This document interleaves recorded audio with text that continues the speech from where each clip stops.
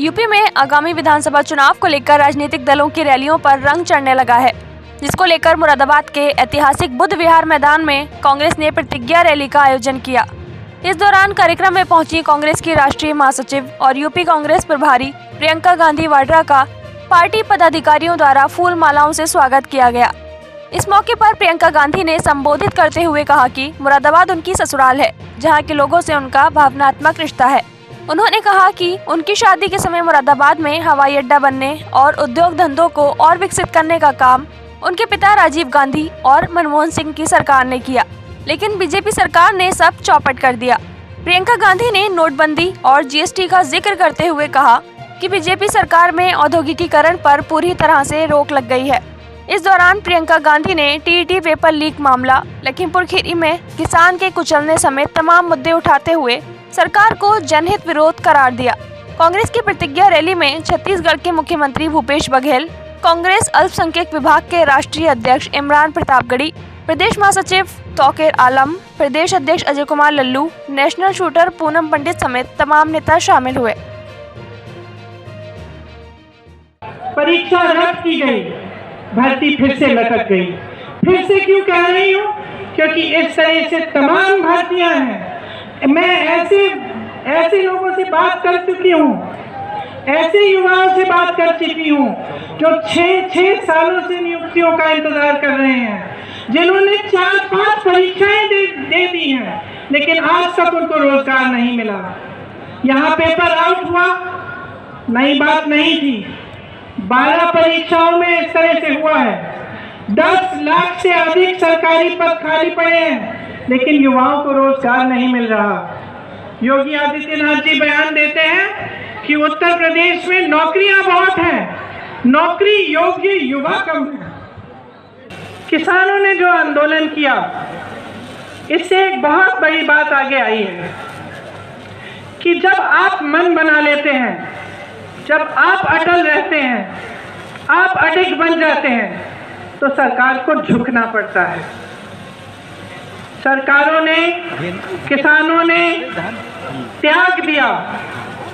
700 से अधिक किसान शहीद हुए।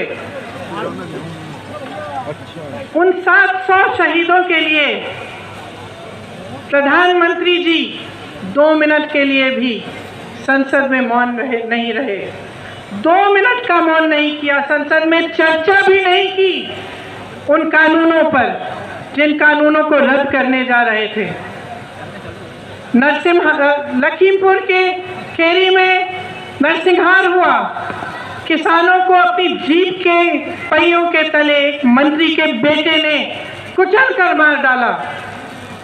प्रधानमंत्री जी ने एक लफ्ज नहीं कहा, योगी आदित्यनाथ जी ने एक लफ्ज नहीं कहा, बल्कि कुछ दिनों पहले लखनऊ आए, उनके साथ मंच पर वही मंत्री खड़े थे, आज भी मंत्री हैं, उनको बर्खास्त क्यों नहीं किया?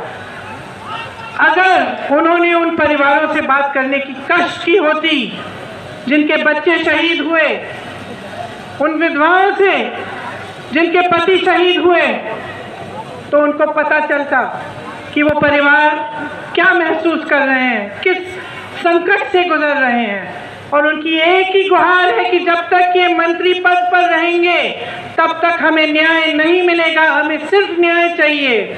मैं ऐसे परिवारों के पास गई हूँ जिनके पास कुछ नहीं है। वो कहते मुआवजा नहीं चाहिए, मुझे पैसे नहीं चाहिए दीदी, न्याय चाहिए, अपने बेटे के लिए न्याय चाहिए।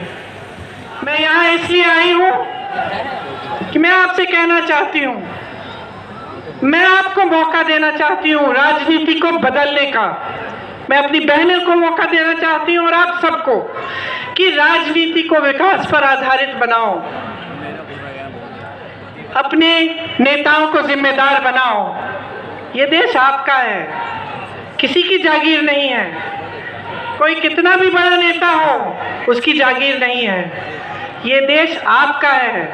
अपने घर को संभालो, अपने परिवार को संभालो, अपने देश को संभालो, उसको सुरक्षित रखो, उसको मजबूत करने के लिए सही निर्णय लो। सही निर्णय यही है कि विकास होना चाहिए, चुनाव के समय विकास की बात होनी चाहिए। मैं आप सबको बहुत धन्यवाद देना चाहती हूँ। बारिश हो रही है और कष्ट नहीं दूंगी। आप सबको बहुत बहुत धन्यवाद देती हूँ कि आपने मेरा इंतज़ार किया, और अगली बार अपने पति को भी यहाँ लेकर आऊँगी, अपने ससुराल, आप सबसे मिलवाऊँगी। आपको बहुत बहुत धन्यवाद।